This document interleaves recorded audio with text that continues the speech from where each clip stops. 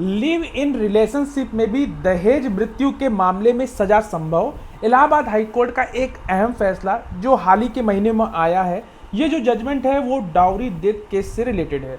नमस्कार दोस्तों, आज के इस वीडियो में हम लोग बात करेंगे इलाहाबाद हाईकोर्ट के एक अहम फैसले में, जिसमें कोर्ट ने यह स्पष्ट किया है कि अगर एक महिला और पुरुष साथ में पति पत्नी की तरह रहते हैं तो दहेज हत्या के मामले में जो कानून की धाराएं उन पर भी लागू होगी, चाहे शादी कानून रूप से मान्य हो या नहीं। इस वीडियो में हम इस केस के महत्वपूर्ण बिंदुओं और कोर्ट के तर्कों पर विस्तार से समझेंगे। हाल ही में इलाहाबाद हाईकोर्ट ने आदर्श यादव बनाम उत्तर प्रदेश राज्य के केस में एक याचिका को खारिज किया, जिसमें आरोपी ने खुद को दहेज हत्या के आरोप से मुक्त करने की मांग की थी। इस मामले में आरोपी का दावा था कि मृतका उसकी कानूनी पत्नी नहीं थी, वह केवल लिव इन रिलेशनशिप में रह रहे थे। इसलिए आईपीसी की धारा 304B दहेज मृत्यु और 498A क्रूरता उस पर लागू नहीं होनी चाहिए।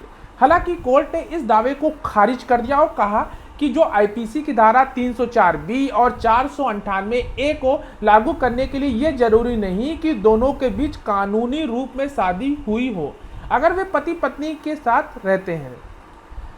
जो इंपॉर्टेंट ऑब्जर्वेशन है उसमें कुछ इंपॉर्टेंट पॉइंट्स निकल के आए, जिसमें से 3 भागों में बांटा गया है। पहला यह है कि पति पत्नी की तरह रहना पर्याप्त है। कोर्ट ने कहा अगर एक महिला और पुरुष पति पत्नी की तरह रह रहे हैं तो उन्हें आईपीसी की धारा 304B 498A के तहत दंडित किया जा सकता है, चाहे उनकी शादी वैध हो या नहीं हो। दूसरा पॉइंट जो निकल के आया वो ये था कि फैसले में सुप्रीम कोर्ट और अन्य हाई कोर्ट के केसों पर भरोसा।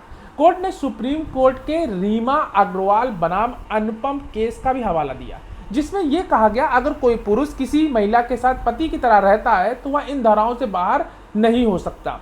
तीसरा इंपॉर्टेंट पॉइंट निकल के आया कि छत्तीसगढ़ हाई कोर्ट का फैसला।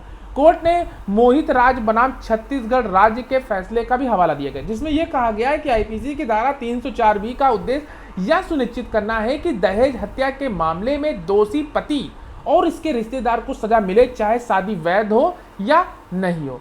तो कोर्ट का जो फाइनल कंक्लूजन था इस केस में, हाईकोर्ट ने यह कहा कि किसी भी व्यक्ति को धारा 482 सीआरपीसी के तहत आरोपों से मुक्त नहीं किया जा सकता जब तक किसी प्रकरण में गंभीर संदेह सामने नहीं आते। आखिरकार कोर्ट ने इस याचिका को खारिज करते हुए कहा कि भले ही जो मृतका है वो कानूनी रूप से आरोपी की पत्नी न हो, लेकिन दोनों ही एक ही घर में पति पत्नी की तरह रहते थे, इसलिए आईपीसी की धारा 304B और 498 उन पर लागू होगी। तो ओवरऑल कंक्लूजन दोस्तों ये था कि यह बेहद महत्वपूर्ण मामला जो ये दिखाता है कि अगर आप लिव इन रिलेशनशिप में भी हैं, पति को दहेज के लिए यानी कि पत्नी को अगर आप दहेज के लिए प्रताड़ित कर रहे हैं तो आप पर दहेज हत्या का और क्रूरता का आरोप लग सकते हैं। अगर आपको यह वीडियो जानकारीपूर्ण लगी हो तो इसे जरूर लाइक करें, चैनल को जरूर सब्सक्राइब करें और बेल आइकन दबाना ना भूलें, ताकि आपको ऐसी ही कानून से जुड़ी अपडेट मिलती रहे। और इसका जो केस टाइटल है मैं डिस्क्रिप्शन बॉक्स में दे दूंगा, आप वहां जाके इसको पढ़ सकते हैं। तब तक के लिए धन्यवाद।